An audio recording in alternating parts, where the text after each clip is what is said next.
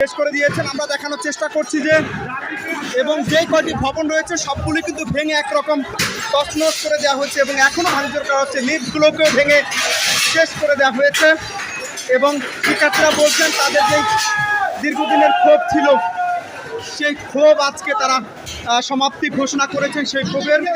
এবং একটু উপরে যাওয়ার চেষ্টা করছি।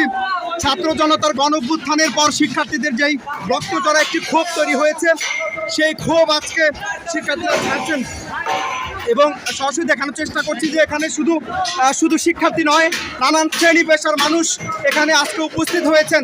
যে ছাত্র জনতার উপর গুলি চালানোর পর তাদের উপর যে ক্ষোভ তৈরি হয়েছে সেই ক্ষোভকে আজকে তারা ছাড়তে পেরেছেন, এমনটাই তারা বলছেন। সরাসরি দেখানোর চেষ্টা করছি যে অর্থাৎ শিক্ষার্থীরা সাধারণ মানুষের যে ক্ষোভের যে একটা বহিঃপ্রকাশ কতটা ভয়ঙ্কর হতে পারে সেটার এটাই আজকে জলজ্যান্ত উদাহরণ। সরাসরি দেখানোর চেষ্টা করে একবার উপরে চলে এসেছি আমরা এবং দেখানোর চেষ্টা করে সব কিছু ভেঙে তছনছ করে দেওয়া হয়েছে এবং এখনও ভাঙচুর করা হচ্ছে। অর্থাৎ একটা উদাহরণ তো বটেই যে ছাত্র জনতার, আপামর জনতার এবং সাধারণ মানুষের যদি কোনো বিষয়ে কোনো ক্ষোভ তৈরি হয় সেই ক্ষোভটা কতটা ভয়ঙ্কর হতে পারে এটা তার বহিঃপ্রকাশ।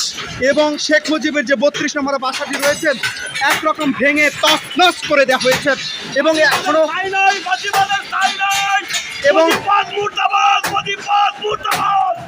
এবং তারা বলছেন যে তাদের যে ক্ষোভ তৈরি হয়েছে ছাত্র জনতার উপর গুলি চালানোর পর সাধারণ আম জনতার যে ক্ষোভ তৈরি হয়েছে সেটা কতটা ভয়ঙ্কর হতে পারে এটা আজকে সেটার বহিঃপ্রকাশে শুধু শিক্ষার্থী নয়, নানান শ্রেণী পেশার মানুষ এখানে উপস্থিত হয়েছেন এবং এই গণভাঙচুরে তারা আজকে মূলত তারা এখানে এসেছে এবং গণভাঙচুর তারা চালাচ্ছেন। সরাসরি দেখানোর চেষ্টা করছে অর্থাৎ মাটি থেকে এই পুরো বিল্ডিংগুলো কোনোটাই আসলে অক্ষত আর এখনও নেই, একবারে ভেঙে গুড়িয়ে দেওয়া হয়েছে। আমরা একটু সরাসরি দেখানোর চেষ্টা করছি।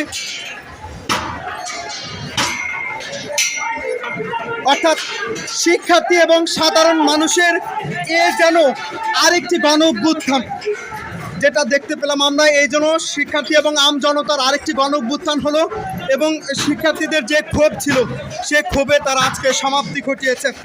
সরাসরি দেখানোর চেষ্টা করছি আমরা।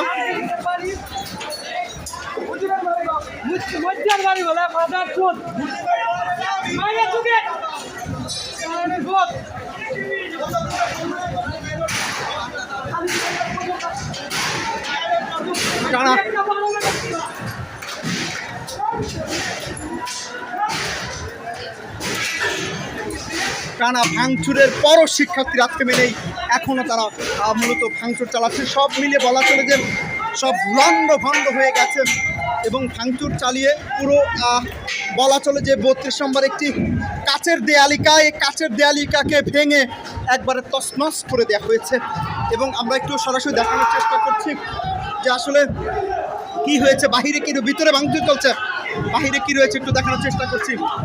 শেখ মুজিবের একটি ভাস্কর্য একবার শেষ করে দেওয়া হচ্ছে এবং শিক্ষার্থীদের ক্ষোভ, এটি দীর্ঘদিনের ক্ষোভ, তারা আজকে সমাপ্তি ঘটাতে যাচ্ছে।